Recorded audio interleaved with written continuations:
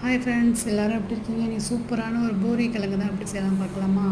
அதுக்கு 2 கிழங்கு நல்லா குக்கரில் 2-3 விசில் வச்சு எடுத்துக்கோங்க. தக்காளி, பச்சை மிளகா, வெங்காயம், கருவேப்பிலை, கிழங்கு நல்லா 1-2 உடச்சி நல்லா வச்சுக்கோங்க.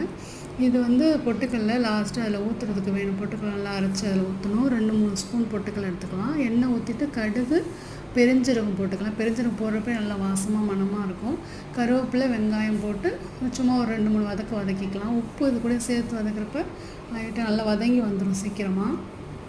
தக்காளி சும்மா சின்ன தக்காளியாக ஒன்று போட்டுக்கலாம். லைட்டாக வதக்கினா போதும், ரொம்ப வதக்க வேணாம். மஞ்சத்தூள் இதிலே சேர்த்துக்கோங்க.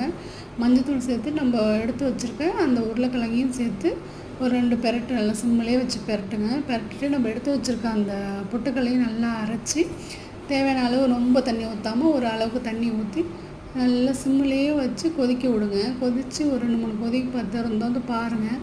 அடி பிடிச்சிடாமல் கிண்டி விட்டுறதுக்கப்புறமா நல்லா அது கிரேவி பார்த்து நல்லா வந்துடும். ஏன்னா கிழங்கு போட்டு ரொம்ப உடைக்க வேணாம். 1-2 கிழங்கு இருந்தால் தான் சாப்பிட்றப்ப நல்லா டேஸ்ட்டாக இருக்கும்.